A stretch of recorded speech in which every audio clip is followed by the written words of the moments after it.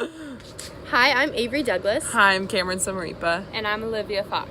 For our project, we wanted to study the challenges teachers face as well as autistic students and how teachers create an accepting environment within the classroom. So, what is autism? Autism is a range of conditions characterized by challenges with social skills, repetitive behaviors, speech and nonverbal communication, as well as unique strengths and differences. Autism is classified into 5 different sections. According to the DSM-5, we have pervasive development disorder, PDD, pervasive development disorder not otherwise specified, PDD-NOS, and Asperger's syndrome. Also, there are high-functioning autism and low-functioning autism categories. The first person I interviewed was Miss Williams, my 7th grade life science teacher at South Pasadena Middle School. I contacted her because when I was in her class, I remember helping with autistic students that were integrated into the mainstream classroom. She talked to me about educational programs that are provided by the school system that help with support and different types of services. She also talked about how the challenges she faced with the integrated classrooms as well as the teachers and co-teachers. She also described the different challenges that the students with disabilities face. And she closed it with talking about different aspects that she believes that teaching should include, such as encouraging acceptance and different techniques in the classroom to create a comfortable space. The different educational services for students with disabilities within the educational standards already that Ms. Williams described were one of them is called Resource Specialist Program, which is a program that provides instructions, materials, and support services to students with identified disabilities who are assigned to general classrooms for more than 50% of their school day. For an example, this would be a student with dyslexia or any student that has cognitively functioning skills, but they just need some extra support to help them be fully functional within a classroom. And because autism has such a big spectrum, some autistic students do fall under this program. Another program Ms. Williams described is special day classes, which is a self-contained special education class which provides services to students with intensive needs that cannot be met by the general education programs such as the Resource Specialist Program. And these classes consist of more than 50% of the day, so they're definitely not in the mainstream classes for most of their day. Another one is the 504, which is a section of the Americans with Disabilities Act that guarantees a child with disability to have equal access to education, and that is comparable to an education provided to those who don't have disabilities. And this can definitely vary and through whatever disability it may be, whether it's cerebral palsy and they need extra help physically, or if it's just depression and they need help with a counselor. Another program is like a county program that combines students with specific disabilities into specific schools, such as all the deaf kids go to one school district at one school, and all the students with emotional disabilities can go to another school. And this is because within a specific region, there's not that many, and combining them into one class or one school really just helps them create a good environment for them. Some of the challenge that Miss Williams faces within her classroom is one of them is the number of students with disabilities that are in the classroom. So she described an instance last year where she had 14 students with disabilities in the classroom, and this caused a lot of not problems but struggles for her teaching, as well as Another challenges she faced is the para teacher or co-teacher actually helping, because last year, that instance of 14 students being integrated in the classroom, the para teacher rarely showed up, having Miss Williams to give that extra need while still lecturing all the other students. As well, she also describes how not all para teachers, although they're credentialed, they're not full. They don't really understand how to help every student with disabilities. And another instance she described was having a para teacher screaming at a student for outbursting, or instances like that where screaming at a child for something that they can't control is just not okay. Another challenges she faced was the threatening and angry personality traits that sometimes autistic students express. And she described an instance where a student asked, "Oh, do we have homework?" He was autistic, and he ran up to her with a pencil and almost stabbed her. And I was actually in that class when I was in 7th grade, and that boy sat next to me, and he ended up stabbing himself with a pencil, which is just so many struggles within a classroom to keep calm, like students, the other students, him, having the para teacher there but not very helpful. It's really challenging to put all that on just Miss Williams.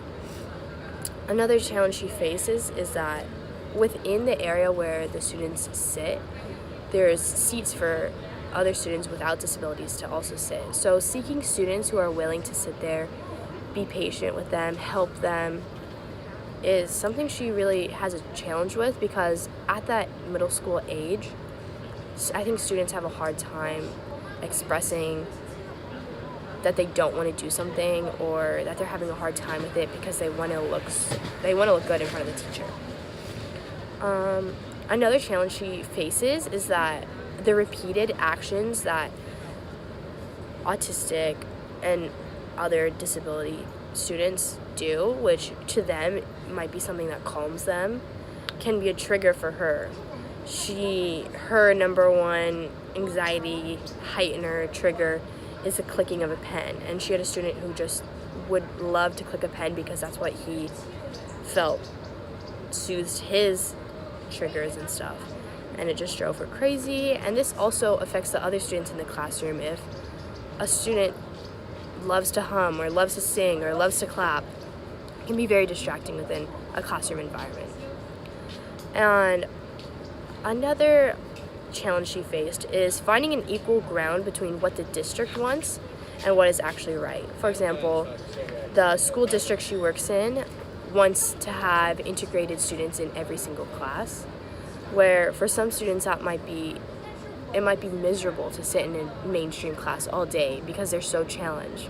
Or it might be miserable for a student with a very high functioning student to sit in a classroom, a specialized classroom, for 50% of their day. It's very hard to find that equal ground between what the district believes they want and what actually might be right for the student. And another big problem she faced is that finding acceptance within the teachers, her other teachers. A lot of the personality traits for autistic kids is anger, standoffish, can be like outbursts, and a lot of teachers shy away from helping students like that, and they would rather help the calm, friendly, kind students. So it's really a challenge for her to hear teachers talk about a student when he can't help that, and she has a hard time finding advocates for those students. Within Miss Williams' classroom setting, she noticed that some of the challenges that her autistic students face is with multiple integrated students, the student sitting right next to another autistic student could trigger their outburst. For example, a student that hates to be touched could be next to a student that loves hugging and loves touching everything, or a student that loves to hum, the student next to him can't handle it. It's like these triggers that students with disabilities face, because usually they're located in a classroom all together and like sitting in a classroom next to each other, and the more students within the classroom that are integrated can just cause more trouble and more challenging for these students. Another example of challenges that the students with disabilities face are bullies, honestly. When I was in Mrs. Williams' class, there was a boy who the word germs really triggered him, and students all day long would just run up to him and say, germs, germs, germs, and this was really, really hard for him.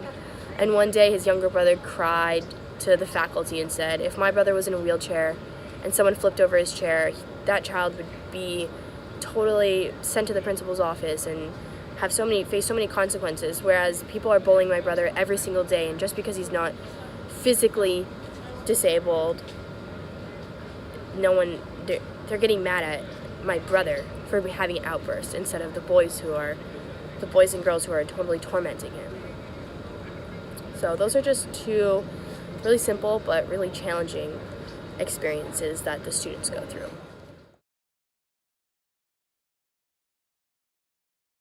So I interviewed a paraeducator for a classroom in middle school, and so some of the challenges that the teacher said she faced was that every autistic student is different and they complete work very slow, although they're really smart, and they don't like changes. They like routine and consistency.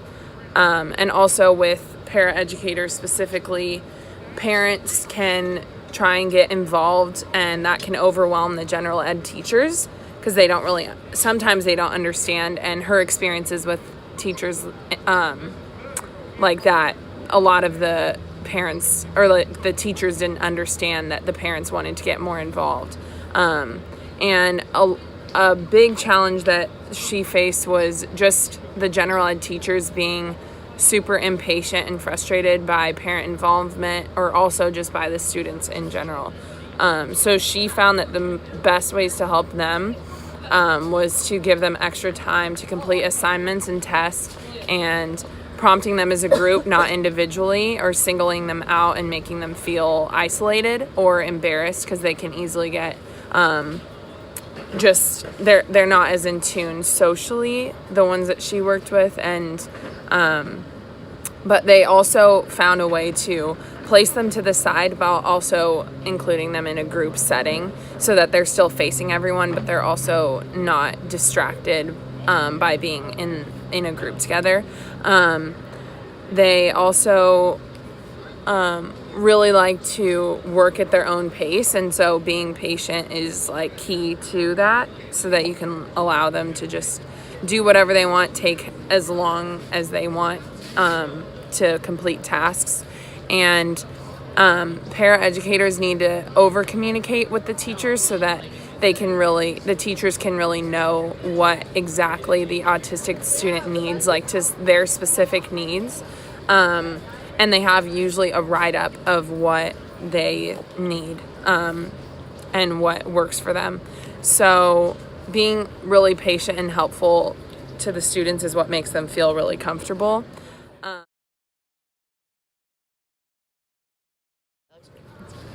So my first interview was with a high school special ed teacher. It is her 18th year in the field. She teaches ages 13 through 19. Usually 2 or 3 out of the 16 special education students she works with have autism. Learning the standards and procedure depend on the student, where they are academically or mentally. They focus a lot on small group instruction. Another thing she mentioned was that it's really important to keep a routine and agenda so that the students know what they need to do in the day and accomplish, and it keeps them on track and focused. Allowing extra time for processing and asking questions was something that she said was very important and happens a lot when teaching the students. The more behavioral issues the parents have to be more involved. So if they are more violent or lash out more, that is when the parents are more involved.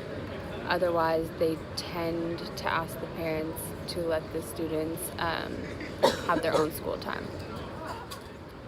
One thing that Ms. Smith mentioned was that since the students have already gone through elementary school and middle school, they come to high school knowing a little bit more about how to control their emotions and stay calm in certain situations, and the routine that they need to follow throughout the day to stay focused. A more restrictive environment is important for the students. Some of the students who are higher academically but lower levels for behavioral issues are the ones that are placed into the restrictive environment. A lot of the students face problems with socialization with peers and the other students. They tend to try and keep the students working as a group so that nobody's isolated from the group, and this can help them practice their social skills and becoming friends with the rest of the students in the class. Some of the problems that she said they face are not coming to classroom and getting out their things. That's something they have to monitor. Behaviors that they have to step in and intervene that are not appropriate for the classroom. Getting them going first before other students. This usually happens when they're lower functioning. They try and get those ones going first so that they can get a head start on their work, and if they need extra help, they'll step in. I think that's all.